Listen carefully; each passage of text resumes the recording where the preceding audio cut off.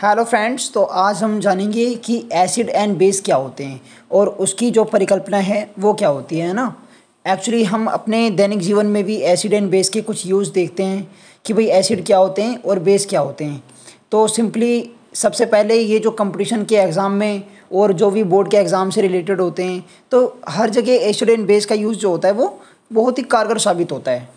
Then we can try to use and we can understand what is acid and what is base. Okay, let's start friends. First of all, we know that acid are sour in taste. जो acid होते हैं वो स्वाद में खट्टे होते हैं। आप सभी को पता है फ्रेंड्स, जो जितने भी जो इमली में जैसे कि टार्ट्रिक एसिड पाया जाता है और भी जिनमें भी खट्टापन पाया जाता है, तो आप सभी को पता है फ्रेंड्स, जो एसिड होते हैं हमारे प्रकृति के लिए वरदान साबित होते हैं। जैसे कि जो लैक्टिक एसिड है वो क्या करता है, दूध का दही में फॉर्मेशन करता है, ठीक है। और भी ऐसे बहुत सारे, जो विनेगर हो गया ये भी एसिटिक एसिड है, जैसे CH3COOH इसका फॉर्मूला होता है। बाकी जो भी एथिनोइक एसिड हो गया और मैलिक एसिड, फॉर्मिक एसिड, जो चींटी के डंक में फॉर्मिक अम्ल पाया जाता है, फॉर्मिक एसिड पाया जाता है, ठीक है।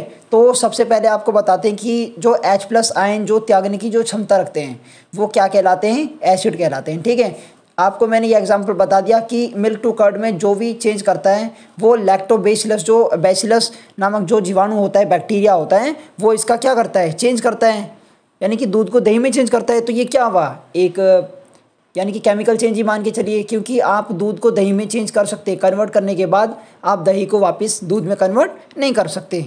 तो ये तो हुआ एसिड की बात, ठीक है। अब उसके बाद जो फ्रेंड्स आता है वो होता है बेस, ठीक है। जैसे कि इसमें क्या होते हैं, ये जो एसिड होते हैं वो श्योर होते हैं, जबकि जो बेस होते हैं उनका जो टेस्ट होता है वो कैसा होता है, बिटर होता है।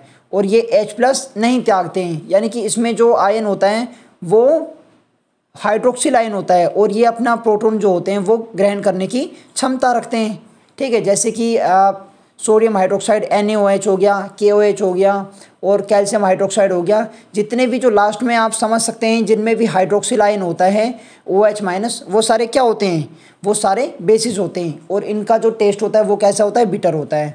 तो जैसे कि सोडियम हाइड्रोक्साइड का जो यूज़ होता है या फिर पोटेशियम हाइड्रोक्साइड का इसका जो यूज़ होता है वो विंडो क्लीनर में किया जाता है।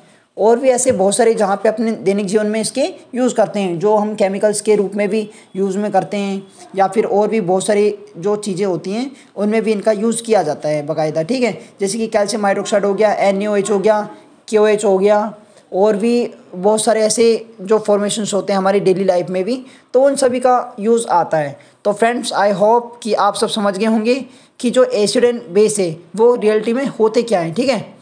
यहाँ पे मैं आपको एक क्वेश्चन दे रहा हूँ कि NaOH का यूज़ क्या है अपनी डेली लाइफ में, NaOH का यूज़ क्या है। NaOH मीन्स सोडियम हाइड्रोक्साइड, इसका यूज़ क्या है, इसको फटाफट मुझे कमेंट बॉक्स में लिख के दिखाओ।